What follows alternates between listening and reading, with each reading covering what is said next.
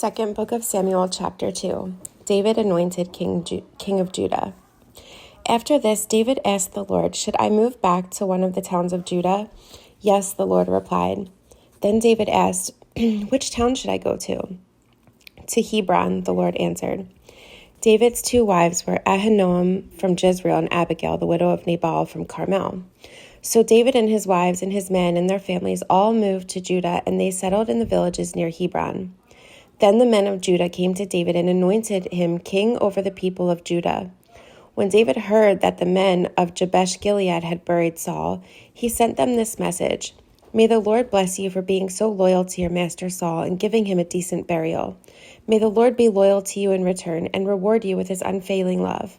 And I, too, will reward you for what you have done.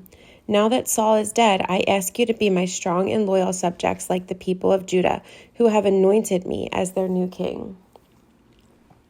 Ishbosheth proclaimed king of Israel. But Abner, son of Ner, the commander of Saul's army, had already gone to Mahanaim with Saul's son Ishbosheth. There he proclaimed Ishbosheth king over Gilead, Jezreel, Ephraim, Benjamin, the land of the Asherites, and all the rest of Israel. Ishbosheth, Saul's son, was 40 years old when he became king, and he ruled from Mahanaim for 2 years. Meanwhile, the people of Judah remained loyal to David. David made Hebron his capital, and he ruled as king of Judah for 7.5 years. War between Israel and Judah. One day, Abner led Ishbosheth's troops from Mahanaim to Gibeon. About the same time, Joab, son of Zeruiah, led David's troops out and met them at the pool of Gibeon. The two groups sat down there, facing each other from opposite sides of the pool.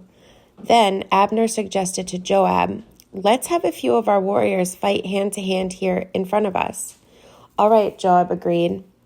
So 12 men were chosen to fight from each side, 12 men of Benjamin representing Ishbosheth, son of Saul, and 12 representing David.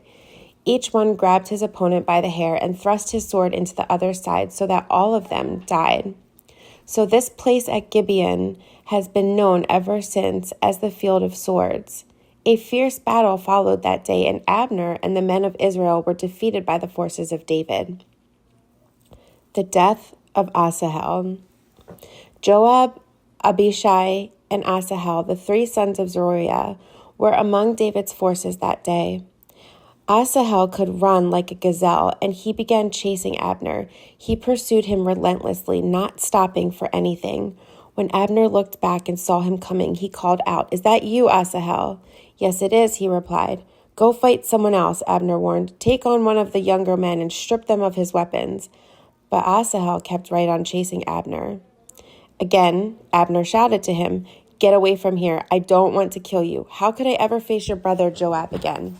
But Asahel refused to turn back, so Abner thrust the butt end of his spear through Asahel's stomach, and the spear came out through his back. He stumbled to the ground and died there, and everyone who came by that spot stopped and stood still when they saw Asahel laying there. When Joab and Abishai found out what had happened, they set out after Abner. The sun was just going down as they arrived at the hill of Ammah near Giah, along the road to the wilderness of Gibeon. Abner's troops from the tribe of Benjamin regrouped there at the top of the hill to take a stand. Abner shouted down to Joab, "Must we always be killing each other? Don't you realize that bitterness is the only result? When will you call off your men from chasing their Israelite brothers?" Then Joab said, "God only knows what would have happened if you hadn't spoken, for we would have chased you all night if necessary." So Joab blew the ram's horn, and his men stopped chasing the troops of Israel. All that night, Abner and his men retreated through the Jordan Valley. They crossed the Jordan River, traveling all through the morning, and didn't stop until they arrived at Mahanaim.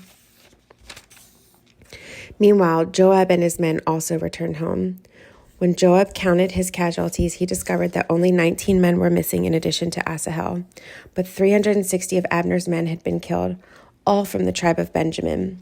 Joab and his men took Asahel's body to Bethlehem and buried him there in his father's tomb. Then they traveled all night and reached Hebron at daybreak.